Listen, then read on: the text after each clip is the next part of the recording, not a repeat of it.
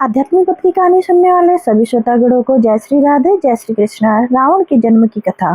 राम और रावण के जन्म की कथा सुनते हुए अगस्त्य मुनि ने कहना जारी रखा। पिता की आज्ञा पाकर कैकसी विश्वा के पास गई और उन्हें अपने अभिप्राय से अवगत कराया। उस समय भयंकर आंधी चल रही थी, आकाश में मेघ गरज रहे थे। कैकसी का अभिप्राय जानकर विश्वा ने कहा कि हे भद्रे, तुम इस कुबेला में आई हो, मैं तुम्हारी इच्छा तो पूरी कर दूंगा, परंतु तुम्हें इससे तुम्हारी संतान दुष्ट स्वभाव वाली और क्रूर कर्मा होगी।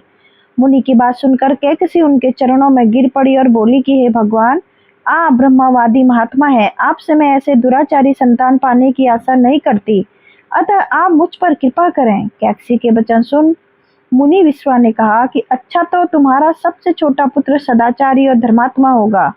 इस प्रकार कैकसी ने 10 मुख वाले पुत्र का जन्म हुआ, जिसका नाम दशग्रीव रखा गया। उसके पश्चात कुंभकर्ण, शूर्पणखा और विभीषण के जन्म हुए। दशग्रीव और कुंभकर्ण अत्यंत दुष्ट थे, किंतु विभीषण धर्मात्मा प्रकृति का था। दशग्रीव ने अपने भाइयों सहित ब्रह्मा जी की तपस्या की। ब्रह्मा के प्रसन्न होने पर दशग्रीव ने मांगा कि मैं गरुड़, नाग, यक्ष, देवता, दानव, राक्षस तथा देवताओं के लिए अवैध हो जाऊं। ब्रह्मा जी ने तथास्तु कहकर इसकी इच्छा पूरी कर दी। विभीषण ने धर्म में अविचल मति का और कुंभकर्ण ने वर्षों तक सोते रहने का वरदान मांगा। फिर दशग्रीव ने लंका के राजा कुबेर को विवश किया कि वह लंका छोड़कर अपना राज्य उसे सौंप दें। अपने पिता विश्वा के समझाने पर कुबेर ने लंका का परित्याग कर दिया और रावण अपनी सेना, भाइयों तथा सेवकों के साथ लंका में रहने लगा। लंका में जम जाने के बाद अपनी बहन शूर्पणखा का विवाह कालका के पुत्र दानवराज विदुविया के साथ कर दिया। उसने स्वयं दिति के पुत्र मई की कन्या मंदोदरी से विवाह किया, जो हेमा नामक अप्सरा के गर्भ से उत्पन्न हुई थी। विरोचन कुमार बलि की पुत्री बड़जबला से कुंभकर्ण का और गंधर्व राज महात्मा सैलूस की कन्या शर्मा से विभीषण का विवाह हुआ। कुछ समय पश्चात मंदोदरी ने मेघनाथ को जन्म दिया, जो इंद्र को परास्त कर संसार में इंद्रजीत के नाम से प्रसिद्ध हुआ। सत्ता के मद में रावण उच्छृंखल हो देवताओं, ऋषियों, यक्षों और गंधर्वों को नाना प्रकार से कष्ट देने लगा। एक बार उसने कुबेर पर चढ़ाई करके उसे युद्ध में पराजित कर दिया और अपनी विजय की स्मृति के रूप में कुबेर के पुष्पक विमान पर अधिकार कर लिया। उस विमान का वेग मन के समान तीव्र था। वह अपने ऊपर बैठे हुए लोगों की इच्छानुसार छोटा या बड़ा रूप धारण कर सकता था। विमान में मणि और सोने की सीढ़ियां बनी हुई थी और तपाए हुए सोने के आसन बने हुए थे। इस विमान पर बैठकर जब वह सरवण नाम से प्रसिद्ध सरकंडों के विशाल वन को होकर जा रहा था, तो भगवान शंकर के पार्षद नंदीश्वर ने उसे रोकते हुए कहा कि दशग्रीव, इस वन में स्थित पर्वत पर भगवान शंकर क्रीड़ा करते हैं, इसलिए यह सभी सूर, असुर, यक्ष आदि का आना निषिद्ध कर दिया गया है। नंदीश्वर के वचनों से क्रुद्ध होकर रावण विमान से उतरकर भगवान शंकर की ओर चला। उसे रोकने के लिए उससे थोड़ी दूर पर हाथ में शूल लिए नंदी दूसरे शिव की भांति खड़े हो गए। उनका मुख बानर जैसा था और देखकर रावण ठाका मारकर हंस पड़ा। इससे कुपित हो नंदी बोले कि दशानन, तुमने मेरे बानर रूप की अवहेलना की है, इसलिए तुम्हारे कुल का नाश करने के लिए मेरे ही समान पराक्रमी रूप और तेज से संपन्न ब्राह्मण बानर उत्पन्न होंगे। रावण ने इस ओर तनिक भी ध्यान नहीं दिया और बोला कि जिस पर्वत पे मेरे विमान की यात्रा में बाधा डाली है, आज मैं उसी को उखाड़ फेंकूंगा। यह कहकर उसने पर्वत के निचले भाग में हाथ डालकर उसे उठाने का प्रयत्न किया। जब पर्वत हिलने लगा तो भगवान शंकर ने उस पर्वत को अपने पैर के अंगूठे से दबा दिया। इससे रावण का हाथ बुरी तरह से दब गया और वह पीड़ा से चिल्लाने लगा।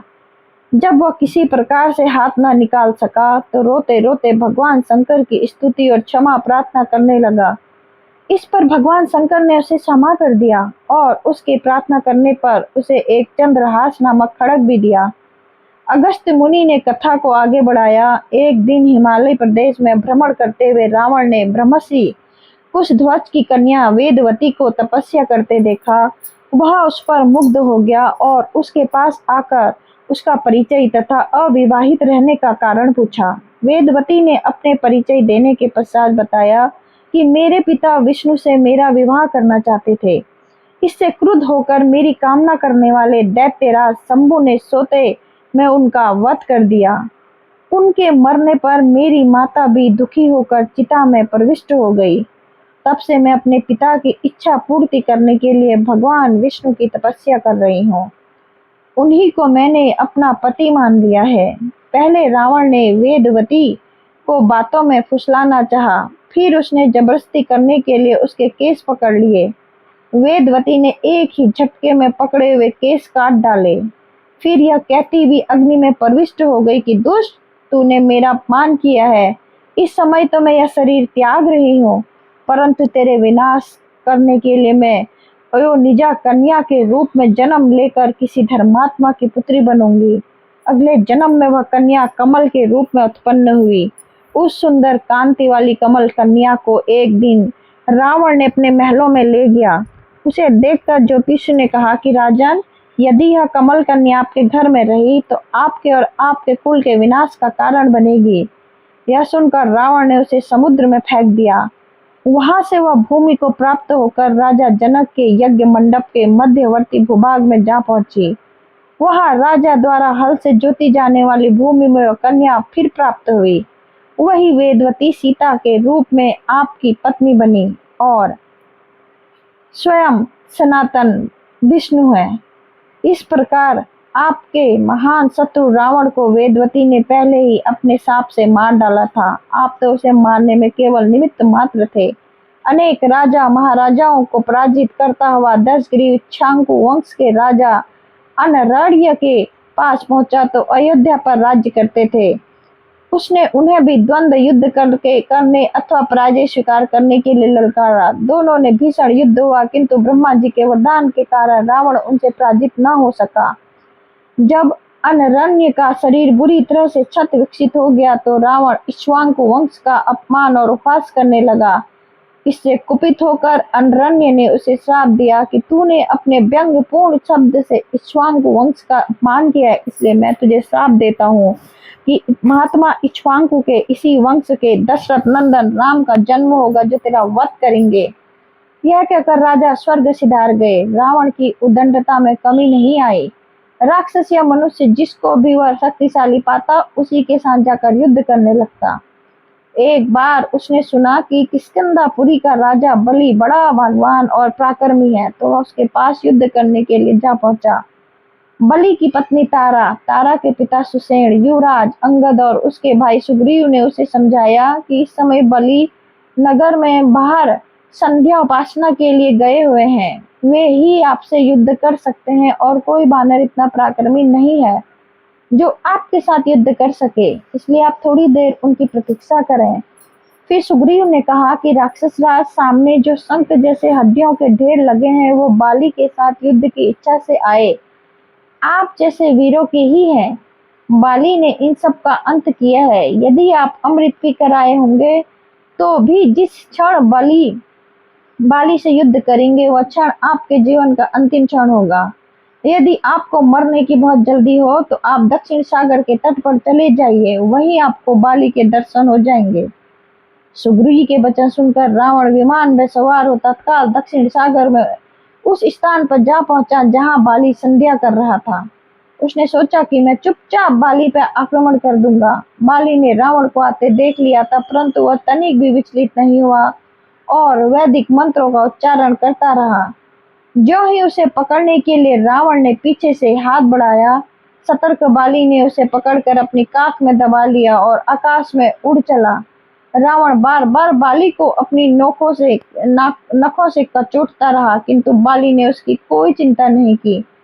तब उसे छुड़ाने के लिए रावण के मंत्री और अनुचर उसके पीछे शोर मचाते हुए दौड़े, परंतु वे बाली के पास तक न पहुंच सके। इस प्रकार बाली रावण को लेकर पश्चिम सागर के तट पर पहुंचा। वहां उसने संध्योपासना पूरी की। फिर वह दशानन को लिए हुए किष्किंधापुरी लौटा। अपने उपवन में एक आसन पर बैठकर उसने रावण को अपनी काख से निकालकर पूछा कि अब कहिए आप कौन हैं और किसके लिए आए हैं। रावण ने उत्तर दिया कि मैं लंका का राजा रावण हूँ। आपके साथ युद्ध करने के लिए आया था। वह युद्ध मुझे प्राप्त हो चुका है। मैंने आपका अद्भुत बल देख लिया है। अब मैं अग्नि की साक्षी देकर आपसे मित्रता करना चाहता हूँ। फिर दोनों ने अग्नि की साक्षी देकर एक दूसरे से मित्रता स्थापित की। जय श्री राम, जय श्री राधा कृष्णा। आपको कहानियाँ पसंद आती है तो आप लोग चैनल को लाइक से सब्सक्राइब और कमेंट जरूर करें और मुझे बताएं कि मैं किस तरह की और आपके लिए अच्छी अच्छी कहानियाँ लेकर आऊँ।